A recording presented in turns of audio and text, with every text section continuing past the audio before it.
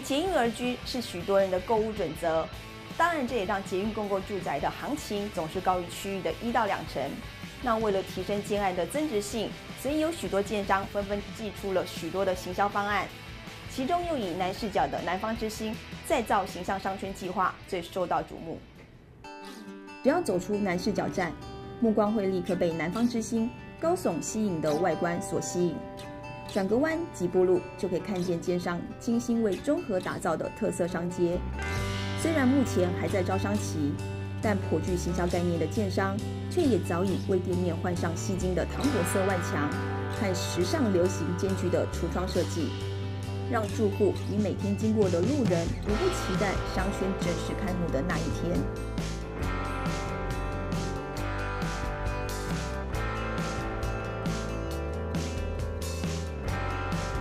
为了符合捷运住户品味、经济、消费能力皆高的3高形象，建商对其商圈规划也有别于一般店面，不仅有室内廊道连通商街，每家店面2层挑高设计，而5.1米的气派展示高度，不仅适合国际潮流精品、品牌艺术形象、具特色的轻食或米点等，连贵妇偏爱的医美 SPA 馆都是业者积极招商的目标。而目前已有知名连锁咖啡店进驻，不仅是学生和上班族的最爱，连不少妇女朋友们都爱上了有咖啡的午后时光。虽然南方之星紧邻新南夜市，拥有完整的生活机能，但追求更高水准的生活品质一直是现代人的理想。所以业者十分有信心，一定可以将黄金店面打造成中和最新的地标形象商圈。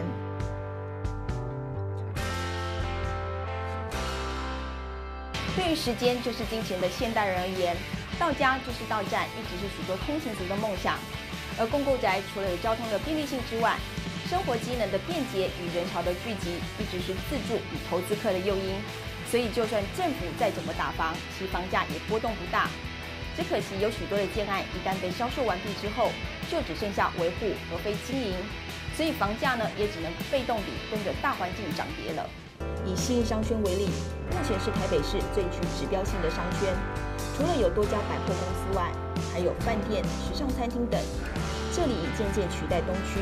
成为新的时髦都会地区。或许是市府刻意的经营，此区的规划设置有相当多的造景，连进驻的商圈和企业大楼，其建筑的风格也都别具特色，成功地让此区成为台北最具价值的地段。